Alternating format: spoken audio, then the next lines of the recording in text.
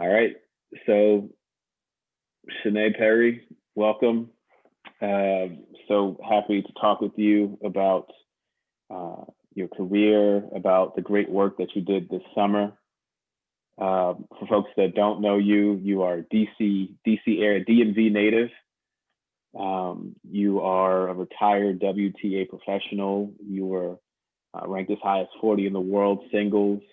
You represented the United States twice in the Fed Cup. You made it as far as the fourth round of Wimbledon. You currently run the Pro Performance Institute in Florida, and you coached in their younger stages, but some of our great players in our game, up and coming Coco Gauff and Sophia Kenin. Shenay, welcome to this little get together and chat. Thank you for joining us. Thanks for having me, John. I really appreciate it. So before we go any further, you've got some history with WTEF. If you could tell us a little bit about your history with WTEF. So WTEF was probably the first program that I started in. I think I joined in a summer program, maybe around the age of 6 or 7. And I just remember doing a bunch of summer camps and really enjoying it and really enjoying the game. I lived out in Maryland and my parents drove me to DC just to be able to play tennis with a group. And I kind of just kind of prospered with that at a young age. And then they kind of started this group called Reebok, which it was a group where you tried out and you got picked to play. And I tried out every year.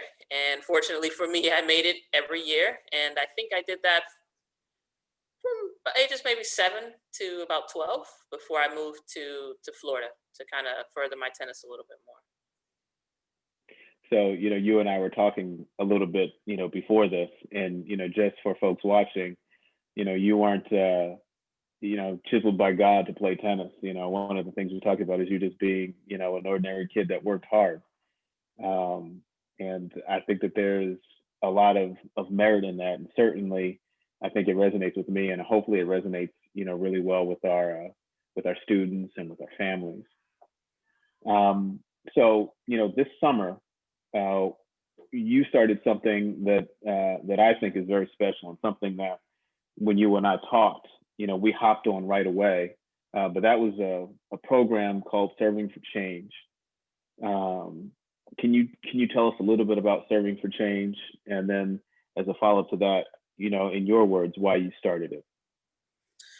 So Serving for Change really just was an idea to kind of, it was more of a 4S bias idea of, you have a mentor that looked kind of like you as a student, and really just to kind of inspire, kids to kind of see that there are people like them who are doing really, really good things within the sport that they're playing, through education, through tennis. Maybe some of them gotten college scholarships. I initially came up with the project kind of with the social injustice movement that has been going on all year. I kind of wanted to see what I could contribute to, to everything, to everyone, to my culture. And I was really just sitting on my sofa thinking of ways of trying to inspire young Black kids. And I was thinking about maybe protesting, but I didn't think that was really the way that I would do something. I'm a little bit more quiet, so I felt like I wanted to do something that was loud, but silent at the same time. So I kind of came up with, my background from WTA, the WTA tour, trying to reach out to ATP and WTA players of color, and just seeing if they would be interested in mentoring some young kids, and through the tough times that we were kind of having, and especially through COVID, I thought it would be an opportune time to do it, because they, a lot of them were on downtime. They were trying to figure out when their schedule was. And I contacted a bunch of players, and, I talked with them in a meeting. I said, look, is this something you guys would be interested in doing? Would you be on board? And I didn't get a no. So I kind of just put something together within a week, and I started making calls to a bunch of programs that were either under serviced or underprivileged, I should say, and of color. And I reached out to a bunch of programs, including WTEF, and a lot of them said yes. And I started then by matching mentors with a program, and the rest is history.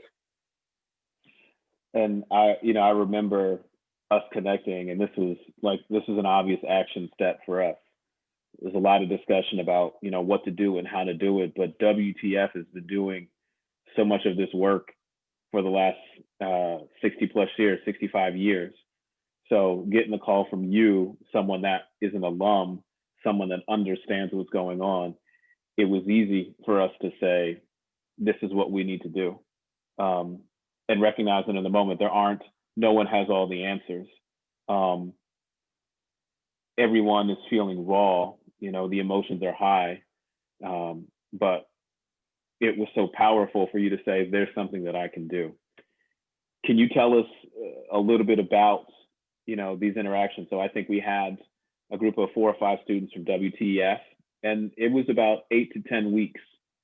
And in talking with you, I think it was challenging, for everyone to kind of really, figure out what the next steps were. But I think, you were able to, you being on a lot of those calls and, hand selecting these players, what are some of the things that you thought were some of the things that were positives?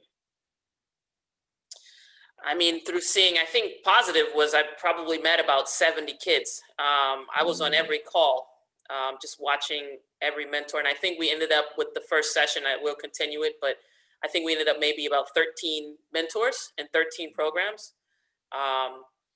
So I think for me, the most impactful thing was the kids were really into, knowing about their mentor, and they learned so much of, a person, like I said, who looks like them, who've accomplished things that maybe they never thought of. I think that was, something that kind of inspired me and also inspired the mentors. Because yeah, we're all playing tennis and, it's maybe we want to go to college and maybe this or that, but just to kind of see the kids think, oh, I can be the hitter of Serena Williams or Venus Williams, or, I can be a coach here, or I can, work for a manufacturing company such as Nike, or anything to be still within tennis. I think that was a huge thing to kind of see. I think just also how the kids connected with their mentor. I think it's a little bit tough to kind of talk to someone that you don't know and maybe kind of spill and everything about you to a person that you've never met. But I think the way that they've connected, within the 6-session program plus, I think with WTF you guys had a little bit more than 6 sessions, which was great. But I think just kind of seeing the kids connecting with their mentor and really, really finding the inspiration that, like I said, hey, this person looks like me. I can do anything I want to do. And they're in my corner, pushing me and letting me know it's okay. And it is keep going,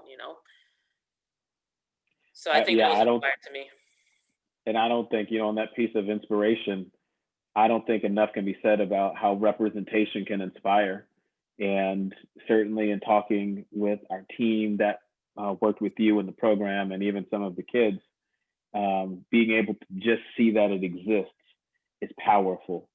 And, it's too soon to start measuring the impact, but my suspicion is that, this is going to change someone's life, just because you exist, let alone the connections that you were able to make with players on tour. So, in trying to figure out, again, what the best thing to do, I don't know if we could have done something more impactful than to start the conversation with representation, with people like you. And I think Nate Pasha was, and Michael Moe, were both, participated with boys from WTEF. But to see that they exist, to see that it was a challenge, to see that they overcame these challenges, because it's not simple. and I never played on the tour, was fortunate enough to play in college, but this doesn't happen by accident. Like you can be great on purpose. So, I, speaking for WTF, we're so grateful for you just answering the bell, and that's another takeaway, just answering the bell. If you see something, you can fix it, you do it. And, I don't know if we could take, all the credit in the world for your, professional career.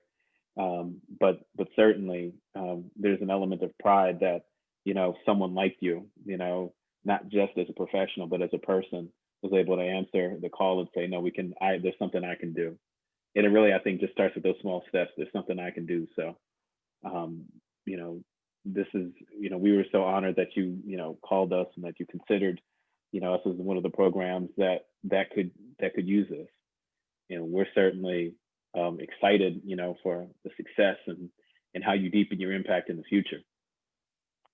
No, and it's been great. I mean, WTF was the first thought in my mind because I have such fond memories of my tennis, and my growth and my learning and just the excitement that I had of getting into tennis. I just played after school at that time, but it was something I really, really looked forward to every day. The program, the coaches, the other kids in the group. I think I was one of the youngest, or if not the youngest in the group. And, just the bonds that I still have with a lot of the kids or a lot of the people who came through the same program. It's just, it's so, I love it. Like touches my heart, because it's just great. I mean, I remember pretty much everyone that came through that program. And it's been such a great memory for me. And yeah, I wouldn't have had it any other way without contacting you guys first and foremost in my mind. So it was thank you for accepting the offer. Well, we're partners in this together. So we are, again, so grateful. We're thankful. I thank you for your time. And here's to deepening our impact in 2021. Thanks, John. I appreciate it. Thanks, Shenay.